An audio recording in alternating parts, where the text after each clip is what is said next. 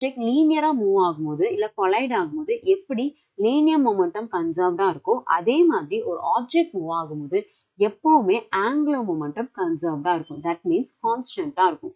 அப்படி angular momentum கான்ஸ்டன்டா இருந்துச்சுன்னா change in angular momentum வந்து ஜீரோவா இருக்கும். Because of that external torque வந்து ஜீரோவா இருக்கும்.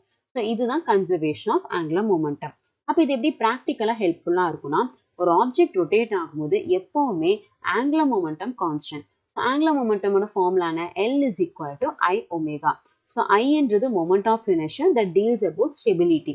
அதே ஒமேகான்றது ஆங்குலர் வெலாசிட்டி. இது எப்பவுமே கான்ஸ்டன்டா இருக்கும்.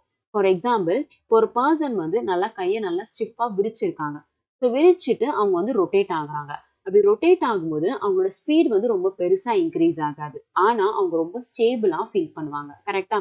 ஸோ அப்போ நமக்கு ரொம்ப ஸ்டேபிளா ஃபீல் பண்ணுவாங்கன்னா மொமெண்ட் ஆஃப் இனர்ஷியா ஐ வந்து அதிகமா இருக்கும்.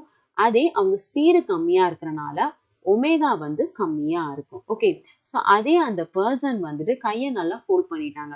ஃபோல்ட் பண்ணி அவங்க சுத்தும் போது ரொம்ப ஃபாஸ்டா சுத்துவாங்க. ஸோ ஒமேகா வந்து அதிகமா இருக்கும். பட் கொஞ்ச நேரம் கழிச்சு தலை சுத்துற மாதிரி ஃபீல் ஆகும். ஸ்டெபிலிட்டி கம்மியா இருக்கும். அப்போ மொமெண்ட் ஆஃப் இனர்ஷியா கம்மியா இருக்கு. ஸோ அப்போ நல்லா ஃபோல்ட் பண்ணி சுத்தும் போது ஒமேகா நமக்கு அதிகமா இருக்கு. பிகாஸ் ஆஃப் தட் ஸ்டெபிலிட்டி கம்மியா இருக்கு. மொமெண்ட் ஆஃப் இனர்ஷியா கம்மியா இருக்கு. பாத்தீங்களா?